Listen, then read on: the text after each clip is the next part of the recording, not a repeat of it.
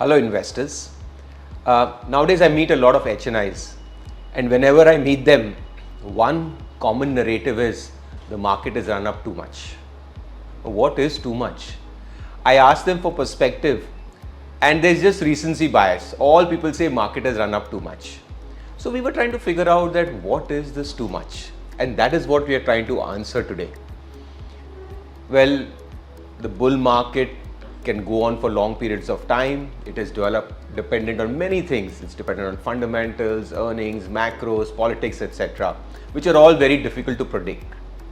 So what we did was we decided to look at history and study the history of bull markets, and in that history put our current bull run and understand, is this too much? So what we are going to do today is actually analyze historically not just the Indian bull market or Indian markets, but even global markets going back to over 100 years, and try to understand that where do we fit in this larger bull market that's playing out. So what we did was, the first thing we did was we took the BSE index Sensex. So here what you see is on your screen is the Sensex from 1979 to date, and this is almost 45 years of data. So that's a lot of data. Now in this, how do you define a bull market? That's the first question. Everyone's definitions are different. But what we did was that instead of the general 20% as a correction number for a bull market, we did some analysis and we found that 25% works very well. Number one. Number two is that instead of taking every daily ups and downs, bottoms and tops, we use the monthly close. So what you are going to see is our definition of a bull market, which is a 25% correction on a monthly close. As I said, there is no perfect definition. Why this worked for us is that it gave us some big long brush strokes. These brush strokes help us understand the market in its very practical reality. And 25% is a number which I feel at some point in time, once clients or individual portfolios fall more than that, I'm sure panic sets in. So for that, I think that's a good number as far as a correction goes. So what you see on your screen is nothing but a 20% swing on a monthly close, and these are the market moves over the last 45 years. So you can clearly see that there have been 8 bull markets. You can see the zigzag, the swing on your screen, and we are in the bull market number 8, which has started from 2020 COVID bottoms. Interestingly, we have just about crossed 4 years, and that's why it's also the right time to look and put this market in perspective. The next slide, what you see is the returns these 8 bull markets have given you. So the first thing is that the red arrow is the current bull market. So out of the 8 bull markets, this current bull market is at number 4. So essentially, it's a very middling. It's not on the extreme left. The fear is that, oh, the markets have run up too much. But historically, if you look at it, we are pretty middling. We are actually at position number 4 out of the 8 observations that we've had. And mind you, this is over 45 years. To the extreme left, in fact, you will find the mother of all bull markets, where most of us were not there in the market, was between 1988 and 92. The market went up 875%.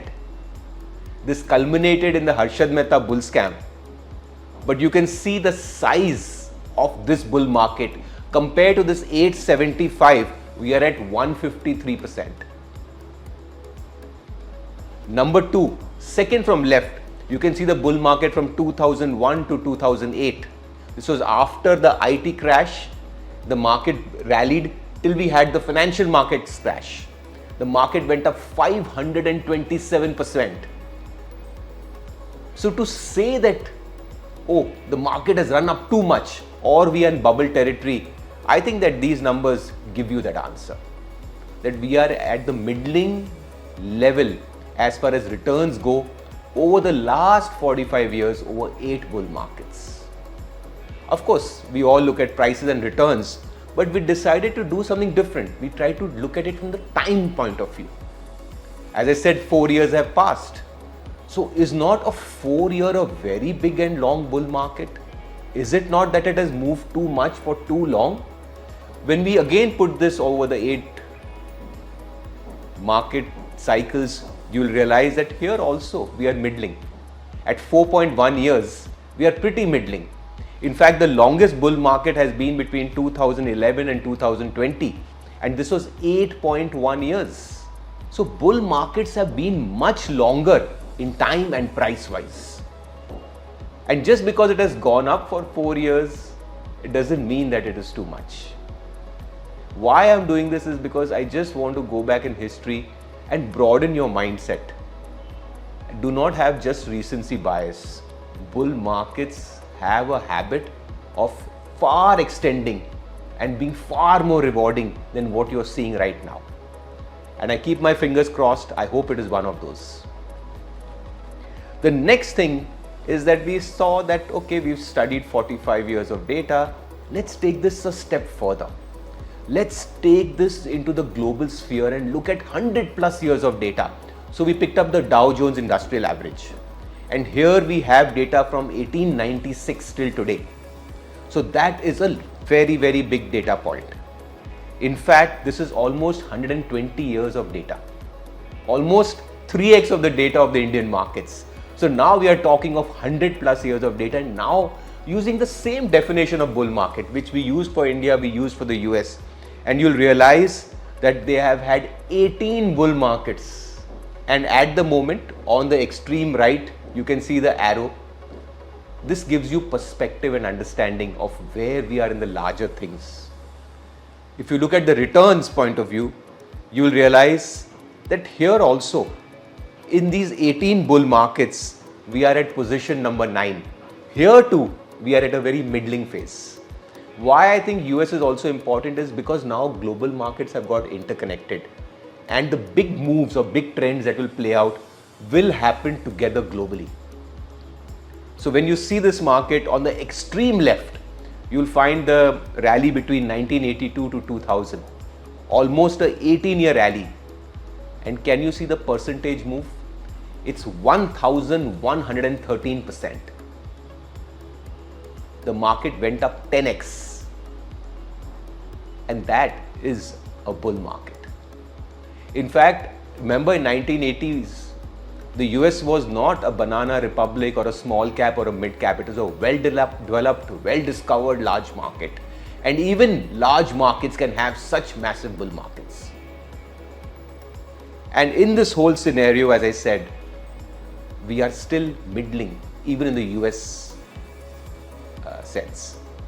Now let's take it a step further and let us look at US in terms of time. Just as that bull market of 82 to 2000 was the most rewarding in percentage term, over 1000%, the time duration was 17 years. That means for 17 years, the US did not correct more than 25% on a monthly close basis. So just getting panicky that just because we've had a 4-year bull market, I think is a little misplaced. My aim in just sharing this data with you is making you understand that where we stand in sense of history. We should not have recency bias, because very often by doing that, we miss out the bigger game. This is no video to try to predict. As I said, the future depends on many other variables. But just by historically understanding, we realize that the possibilities are immense in a bull market. I want to keep it short this time, and just with the hope that, as I said, nobody knows how long it will last, but I just keep my fingers crossed, and I see that historically all great markets, like whether it was the US, whether it was Japan, they had these decadal bull markets which changed the color for those countries, indexes, investors. And I hope that we are living through one of those. With that, I end this month's video. As I said, my aim is not to predict the bull market. Nobody knows the final outcome. But I just want you to stretch your mind and understand the possibilities that history has given us, or the possibilities that await us in the years to come. Thank you.